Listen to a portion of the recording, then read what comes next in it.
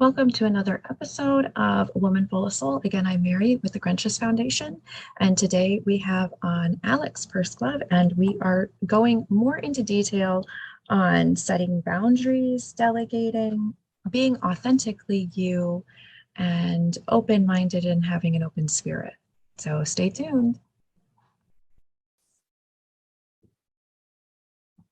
Mary, something you said that's really important though here that I almost want to circle back to because I thought it was really important was when you said that you had to also love yourself unconditionally and receive God's Yeah. love unconditionally. And I think that's such an important piece that when you talk about drawing in the good, you have to be available for it, right? Like we talked about before, the openness to receiving, the capacity to receive, and all of that comes into getting into alignment with God, right? And paying attention to that, but also being willing to love ourselves, to have the grace. Like you said, God's grace is always available, right? In when we're in our most human moments or when we're operating from our divine and highest self, God's grace is available. His love is available. And so you have to also be willing to love yourself. Like in that moment when you're having the struggle with, your kids, or you're in that moment of frustration, you're having bad thoughts, to step away and remember the love and grace is always available to me. And that comes with acceptance, right? Of who you really are. There's a moment of sitting with that. So even in the confessional, like I had to slow down enough to go to confession to hear what the priest said to me, to go sit in peace and be peace to other people. It wasn't like he'd said, go be peace to other people. The only way I could be peace to other people at that time was for me to sit in peace. If I didn't take the time to slow down to do that, I wouldn't even know what peace was. I wouldn't even know like how to be peace to other people, because I had to take time to slow down to understand that truth and to know what that is. You have to actually take the time to slow down and understand what that is. Like there's, like I was saying before, we can speak peace until we're purple, red, orange, or blue, whatever color you want to be. I don't really care. The reality is, if you don't take the time to slow down to understand what peace really is and truly being it, not just labeling it peace, you're never going to be peace to other people. You got to actually be present, sit still, give yourself time and space. Yes. And then also give it to other people. And I know that you already do this in your own business because you are present to other people in your own business. You are there, you are available, but you ground yourself in before you even come to that moment, right? Like you, and even if you don't, I could be assuming, but I don't think so.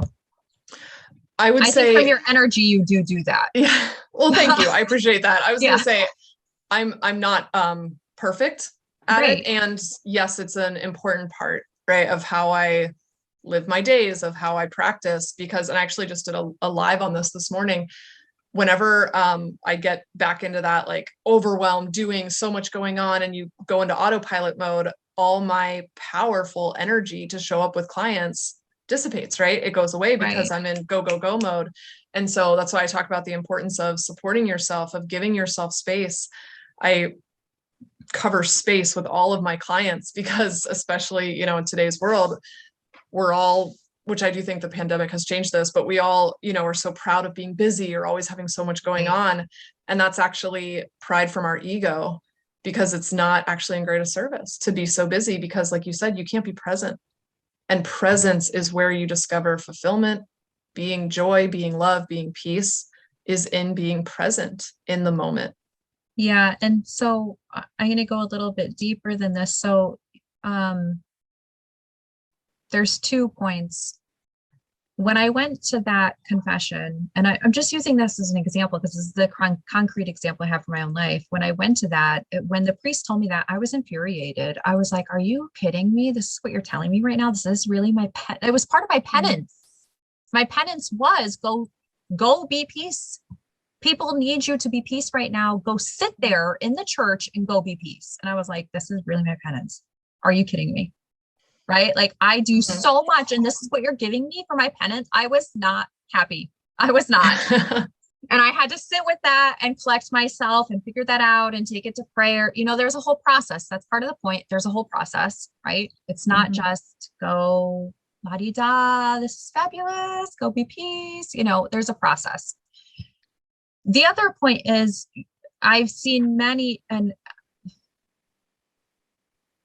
okay, truth and honest testimony.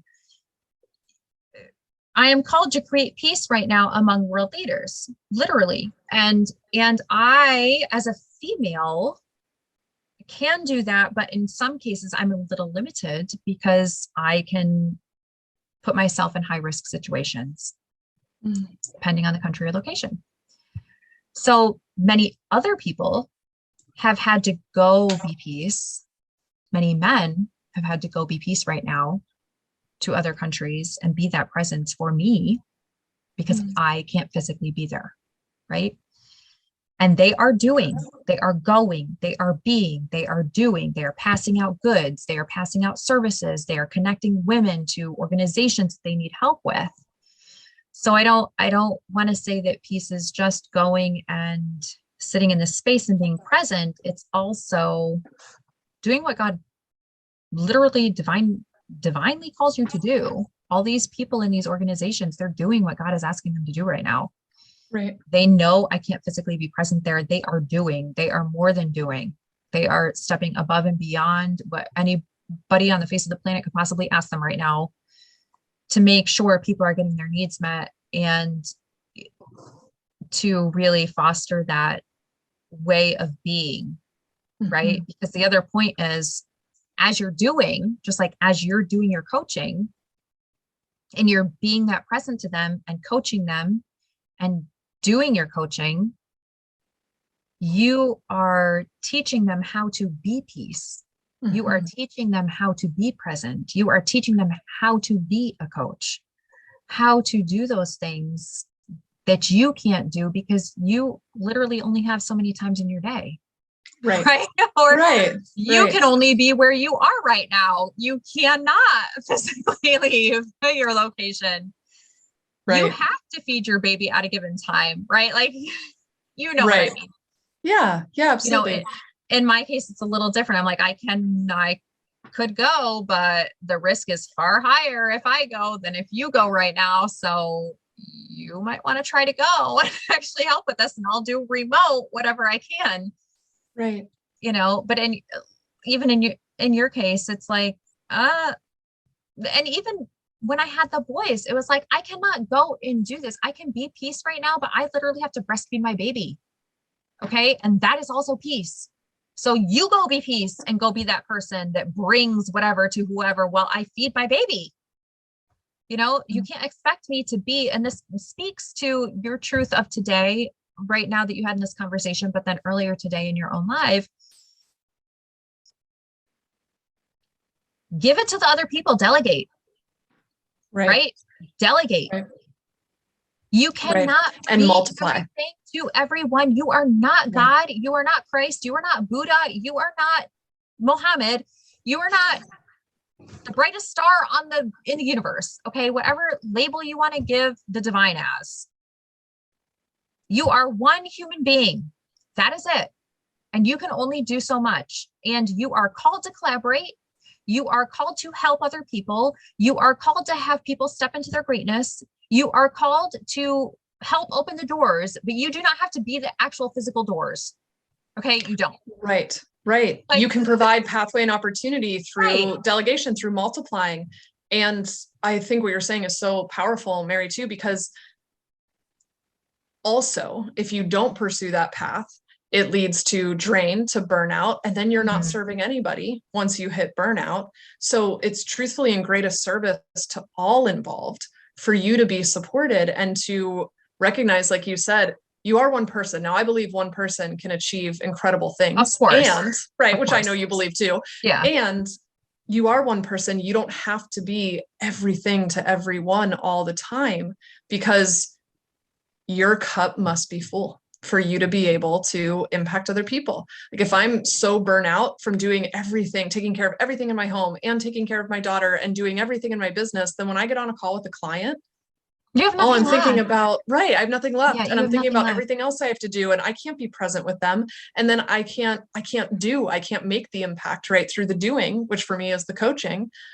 So I agree with you completely that being peace, it's not just sitting quietly all the time by yourself. It's being peace in everything you're doing. It's peace as a way of being, not just an Right. action.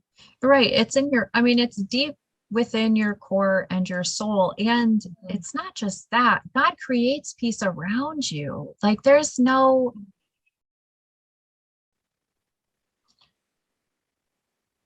peace itself is its own topic, but God Sure. creates that and brings it every day. Like that. And either you're saying yes to that or you're saying no to that. And we just talked about that. Either you're attracting it or you are putting your hand up and saying, goodbye, I don't want to see you today. Right. Right. And so what does that really look like for you? And to go back to your other thing that you just said about like being present, and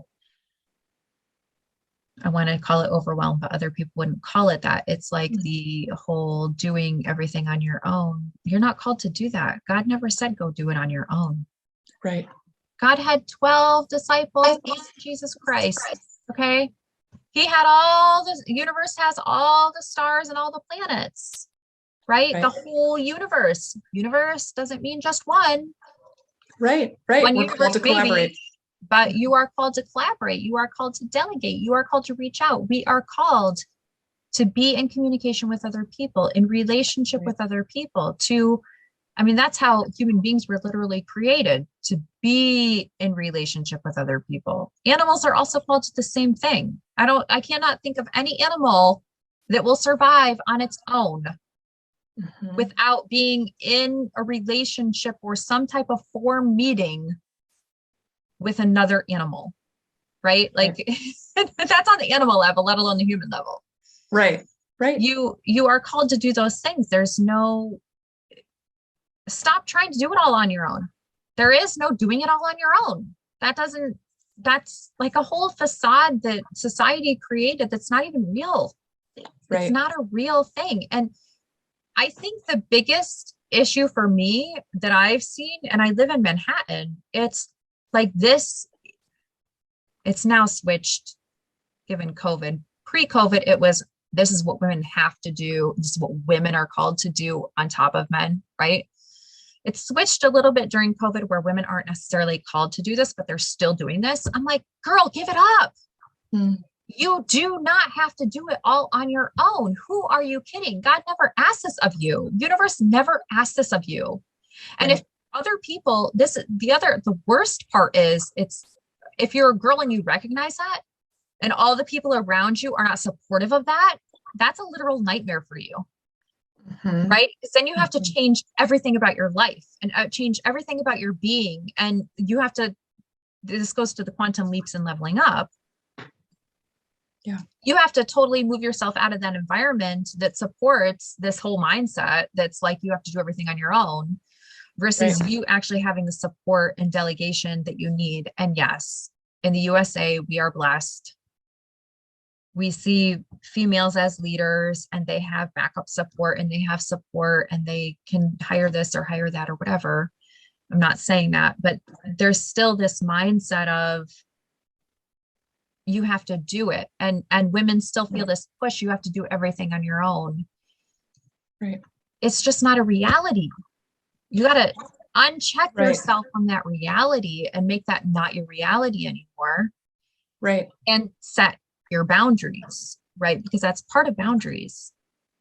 Right. And I see this with my clients as well, is that there's an interesting, I find it interesting that so many women feel this guilt about bringing on support or letting go of things, or it's that idea of, well, why should I have someone else do it when I can do it myself? Or guilt about, not being on call as a mom 24/7, or, whatever it is. There's a guilt about prioritizing what you enjoy or the highest and best use of your time, what you're really good at, what your gifts are.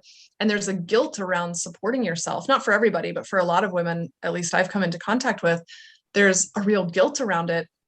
And that's what I try to help women see, is that when you stay in that mindset and that limiting belief, it's actually keeping you in a paradigm of believing your bigger vision isn't possible for you. Because the thought of doubling what you're doing now, or tripling it, or scaling it, and doing that all yourself, you're feels talking impossible. financially, not physically. Well, I'm right? talking all of it. I mean, when you say that, do you mean about what I was talking about with growth, of growing your business?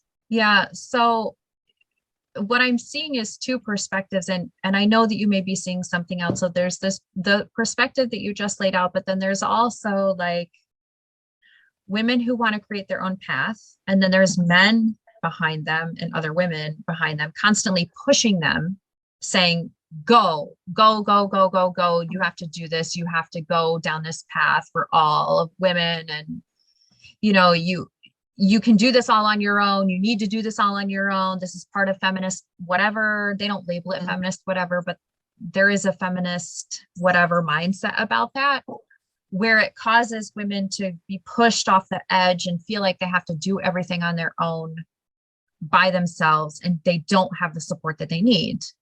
Right. And this is it. And I'm not saying this just in USA. I'm saying this globally, because I've experienced this from males in Europe who know what I do, or from women here in the United States, or women in Europe, or, different locations.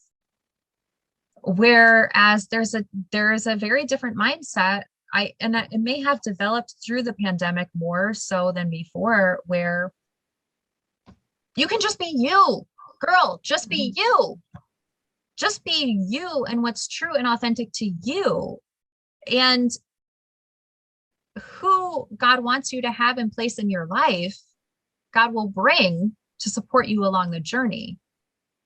That doesn't mean you have to keep pushing yourself to do everything on your own when God wants you to have support, or to have you go improve yourself as a female out in this global world or realm, or across different countries, that you can handle something or not handle something, but yet there's still that push. There's still that presence in the world, even though the pandemic has happened and I thought it would be gone. But it's still there. Like there wasn't equaling out during the pandemic. Here in New York, we can see there wasn't equaling out. Men and women both are working remotely. Men are more in the house. They take, strollers out and walk their child throughout the day, where they weren't doing that before. And they were all just invested in their business, just in their career, gone all the time, flying away, leaving the mother at home. It's totally shifted in certain ways, but yet that mindset is still there. Right. There's still the guilt around it, or the fear, or whatever, or believing I shouldn't ask for help. Yeah, it might not even be the guilt, because I don't feel guilt. I'm just like, dude, this is who I am. If you can't accept me for who I am, I don't need to help you. I don't need to do this. I do not need to do this. I can choose a different path for my life, and I will. And I will. Right? Like there's a whole level of people are pushing women. I wouldn't even say other people. There are pushes in different ways, but I'll say people are still pushing women to be this stereotypical woman that goes all out for it and leaves everything behind, right? And isolates herself from everything she cares about to win the dream or to win the dream life. That's really interesting, Mary, as you're sharing that, because as you said that, I thought, yeah, that's actually a very different experience than a lot of the clients that I come across. Is the theme I see is more that they want to be doing more, or want to be owning what they want or their dreams more. And that's where, but they've got the guilt around it, or fears of selfishness. And so it's interesting. I see now what you're saying and sharing, that there's this push to, and I understand now, because I do see this a lot in the media or online, and or even some other people I know, that there's this push, like you said, to live the dream life, but doing it all on your own, or doing it, or believing that it has to sacrifice family, or that you have to, be able to do it all on your own. Or it has to all be you. Yeah. Like right, if you have to do it all on your own, it has to all be you as the female. This is what you have to do. mindset. Yeah, and Like I there's this disagree with whole, that completely. you can see it because I'm like, Yeah. people preach this to me and I'm just like, goodbye. Don't talk to me. Yeah, because that's not how it has to be. It's not No. at all. I think and one of the things I teach, one of my favorite topics is looking at work-life integration and how you build your vision based on what you want for yourself personally, what you want relationally, what you want in business or professionally. And it's absolutely possible for your personal life to support your business and your business to support your personal life or your professional career, whatever it is.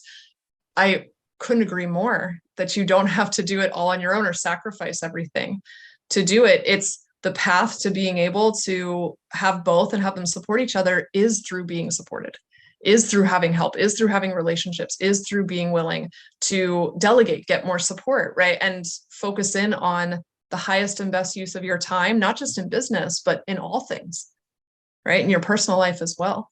So I see now where you're coming from and realized, oh, that's interesting how there's sort of two different perspectives here, and people or women having different experiences, and yet at the same time, they both result in lack of support. Well, yeah. And on both cases, it's very sad. It's like that's not like you are called to be exactly who you are in God, in universe. Yes. And that's the truth that I've always seen. So even, when I was first exposed to your programs and everything that you brought forward, it was in the old Manhattan mindset of go, go, go, go, go, go, go, go. And I was like, how the hell does my faith actually relate to what I'm striving for and where do I fit in? Right. And now pandemic wise, it's like, okay, I'm still pushed in these areas, even though things have changed.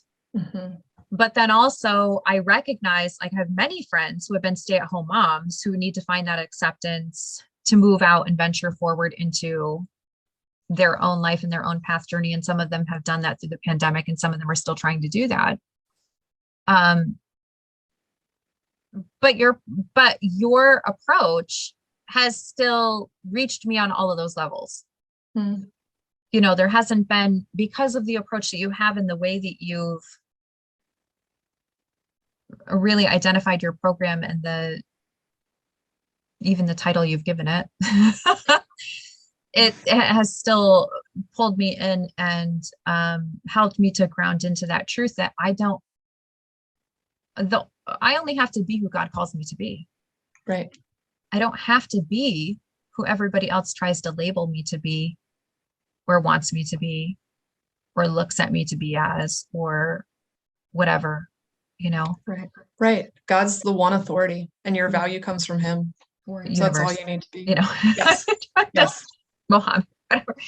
Trying to be interreligious here. So no, I understand. And I actually, Mary, love that you have that approach and brought that up because I know you say universe, and I know that your program speaks of faith and it speaks of God, but also mentions universe and all of that. But I know it lends itself very easily. Yeah, exactly. Well, it's all very transferable, at least I believe, but it's all really transferable. And I actually think that on the path to figuring out who you were made to be and who you really are comes from a willingness to explore, right? And to look at different things and to be open-minded. So I appreciate your approach to that. All right. So if you had to define what a woman full of soul is or was, either way, now or before the pandemic, what would you say that is? What would you label that as? What would that look like for you? Yeah, I was thinking of that before, our time here together today. And when I think a woman full of soul, I think, and this ties very much into what we've been talking about, I think of a woman who is really connected to who she really is, who lives from her highest self, who lets go of the fear of getting it wrong, making mistakes, failure, fear of what other people think, and really lives owning who she is while also being the expression of love, being the expression of passion and fulfillment. And I think women who are willing to pursue what God has for them, right? Or what universe has for them, and being willing to pursue who she really is and just living her life as an expression of who she really is. I would consider that a woman full of soul. Thank you for joining us for another episode of A Woman Full of Soul. And again, that was Alex Pursglove and Pace Coaching, alexpursglove.com, on everything with an understanding and gratefulness and really moving into your full potential. And we're going to have Alex on in a couple more episodes after this as we continue to expand on this theory of peace. What does peace look like? On top of moving into flow and balance and being truly, fully yourself in the world today as a female entrepreneur that also has a personal life. Thank you for joining us, and we will be back soon with our next episode. Ciao and arrivederci.